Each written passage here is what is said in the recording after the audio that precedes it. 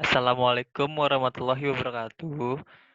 Kami dari kelompok 3 eh, permodelan sistem berorientasi objek akan menjelaskan tentang alur diagram sistem informasi pembelian dan penjualan sepatu di Vendor Bandung. Untuk pertama, perkenalkan nama saya Ece Cahaya Putra, NIM-nya 12 19 03 12, dan selanjutnya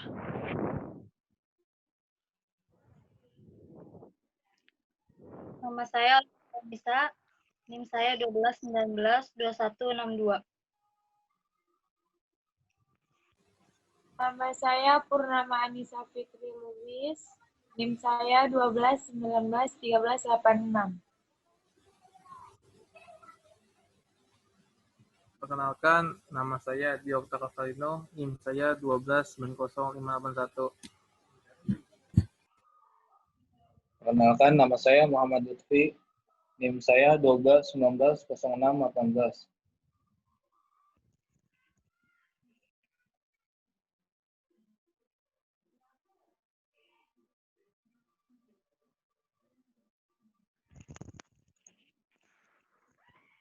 selanjutnya latar belakang akan dijelaskan oleh Purnama. Untuk Purnama silakan dijelaskan.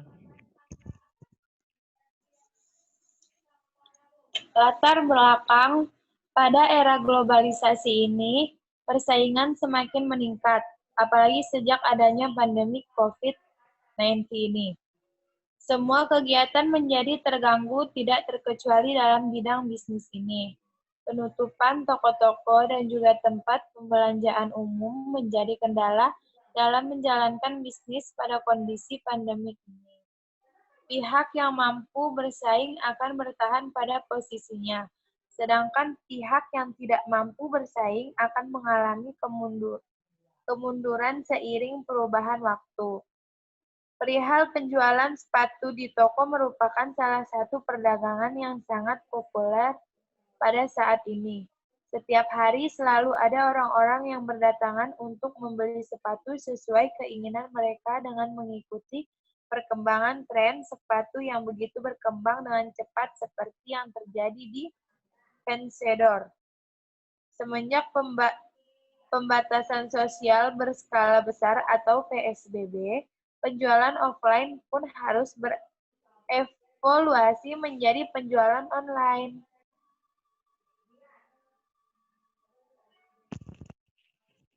Selanjutnya untuk pembahasan materi akan dijelaskan oleh Saudara Alivia. Pembahasan materi. Konsep dasar sistem informasi. Menurut Jogianto, yang dimaksud dengan sistem informasi adalah suatu jaringan kerja dari prosedur-prosedur yang saling berhubungan, berkumpul bersama-sama untuk melakukan suatu kegiatan atau untuk menyelesaikan suatu sasaran yang tertentu. Karakteristik sistem informasi.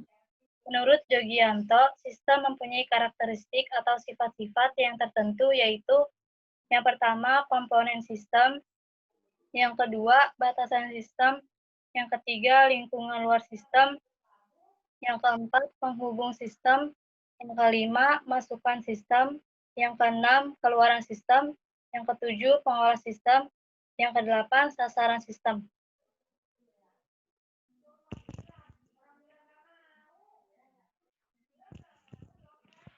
Untuk selanjutnya perancangan program dijelaskan Saudara Lutfi.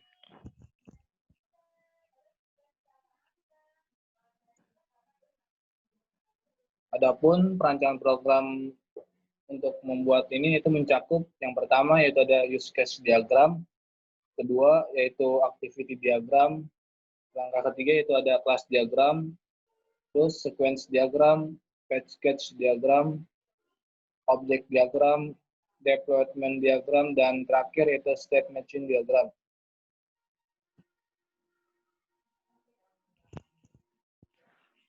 Untuk yang pertama, use case diagram akan dijelaskan oleh saya sendiri. Di sini pembeli itu dapat membeli barang yaitu dengan include-nya dia dapat melakukan pembayaran atau keluarannya tuh dia juga dapat membatalkan pembelian dan bisa menanyakan stok barang, memesan barang, dan memilih-milih barang yang sesuai kebutuhan dia. Dan untuk penjual itu bisa mencetak kwitansi dan memberikan informasi barang yang ditanyakan oleh pembeli.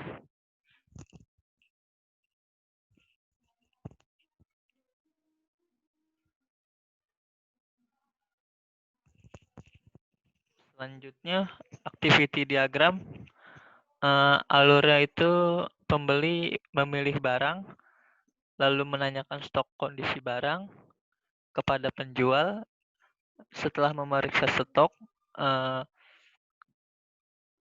lalu penjual memberikan informasi stok barang, lalu menginformasikan kembali ke pembeli, dan pembeli melihat barang. Pembeli juga langsung memilih barang dan melakukan pembayaran.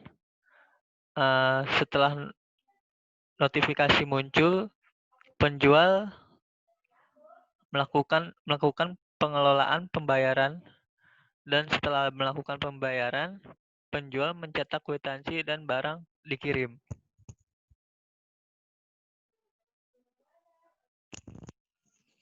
Selanjutnya kelas diagram akan dijelaskan oleh Lutfi. Selanjutnya yaitu adalah kelas diagram. Di sini kita mempunyai 6 kelas diagram. Yang pertama yaitu supplier, stok barang, pembelian, penerimaan, retur, dan penjualan. Di kelas supplier ini mempunyai kode operasi dan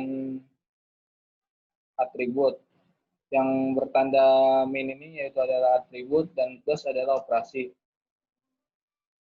Di dalam kelas diagram supplier memiliki atribut yaitu alamat, gender, ID, kota, nama telepon, dan provinsi, dan memiliki operasi yaitu bisa membatalkan, mencari, mengedit, menghapus, simpan, tambah, dan tampilkan data.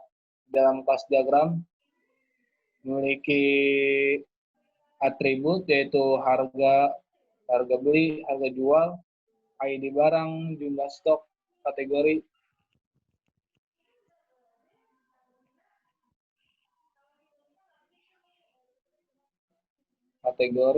nama barang, ukuran, warna. Di stok barang mempunyai operasi yaitu sama, batal, cari, edit, hapus, simpan, tambah, dan tampilkan data.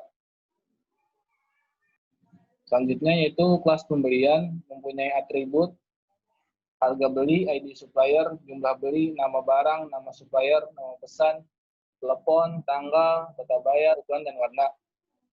Operasi di dalam kelas pembelian yaitu ada batal, edit, hapus, simpan, tambah. Di kelas selanjutnya itu kelas penerimaan memiliki atribut harga beli, ID barang, ID supplier, jumlah beli, nama barang, nama supplier, nomor pesan, nomor telepon, tanggal beli, tanggal terima, data bayar, ukuran, dan warna. Operasi di dalam kelas penerimaan yaitu ada batal, hapus, masukkan, simpan, tambah. Selanjutnya kelas diagram retur memiliki atribut ID barang, ID supplier, jumlah retur, keterangan retur, nama barang, nama supplier, nomor retur, nomor telepon, tanggal retur, ukuran, warna. Memiliki operasi yaitu batal, hapus, masukkan, simpan, tambah. Terakhir yaitu di kelas diagram penjualan memiliki atribut harga satuan, ID barang, jumlah jual, nama barang, trans jual, nomor telepon, potongan harga, ukuran, warna, dan memiliki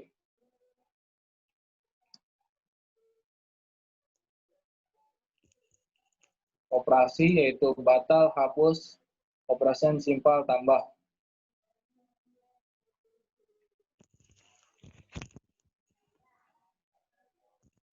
Untuk selanjutnya, sequence diagram pembelian akan dijelaskan oleh Alicia.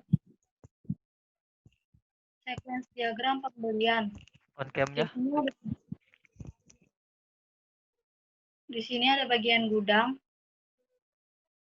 Bagian gudang melakukan pemesanan ke admin, kemudian admin masuk ke menu awal atau menu utama, kemudian admin menginput data supplier di menu data supplier, kemudian admin menginput pembelian di menu transaksi pembelian, kemudian setelah semua diinput, admin menyimpan data, kemudian melakukan pengiriman ke bagian gudang. Selanjutnya, Cak.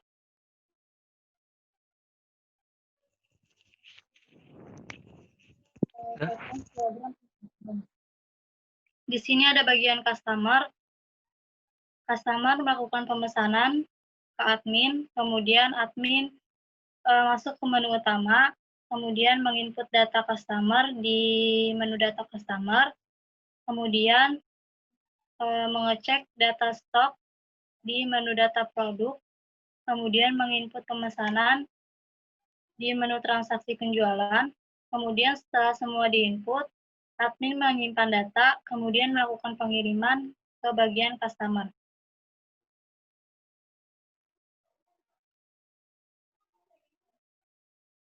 Selanjutnya, package diagram akan dijelaskan oleh Saudara Purnama. Package diagram di sini ada package order, package pembayaran, package item barang, package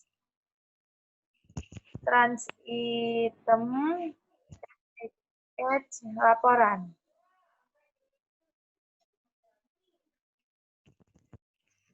Untuk objek diagram akan dijelaskan oleh Dio.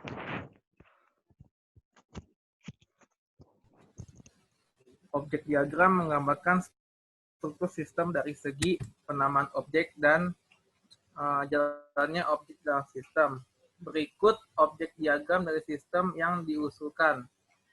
Di sini objek domain model meliputi ada supplier, stok barang, pembelian, penerimaan, retur, dan juga penjualan.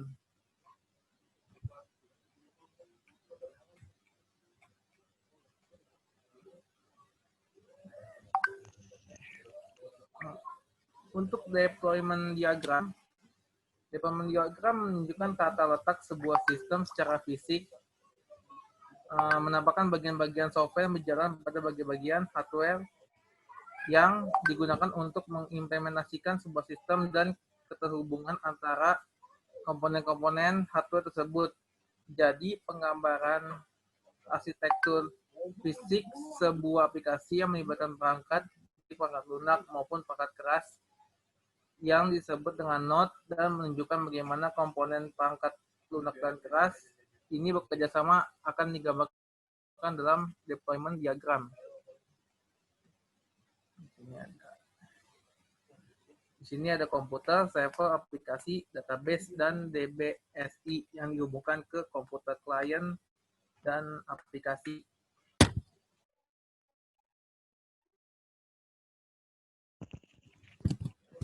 Selanjutnya akan dijelaskan oleh Saudara Rizky. Assalamualaikum warahmatullahi wabarakatuh. Di sini saya akan menjelaskan statement chain diagram. Statement chain diagram adalah diagram yang menggambarkan perubahan dan transisi keadaan dari satu status ke status lainnya.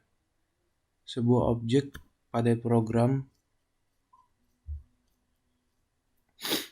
sebagai akibat dari stimulan yang diterima. Di sini yang pertama adalah initial state, yaitu mulai atau start. Setelah itu melakukan login. Jika benar, lanjut ke menu utama. Di menu utama kita bisa menanyakan atau melihat stok barang, memesan atau membeli barang, dan memilih barang. Setelah itu kita membeli atau membayar barang dan masuk ke database, langsung tersimpan, dan yang terakhir masuk ke final state, yaitu penyelesaian terakhir. Sekian presentasi dari kelompok 3. tentang sistem informasi pembelian dan penjualan sepatu di Fansedor Bandung. Bila kurang lebihnya mohon maaf. Wabillahi taufik wal hidayah. Wassalamualaikum warahmatullahi wabarakatuh. Waalaikumsalam. Waalaikumsalam warahmatullahi wabarakatuh.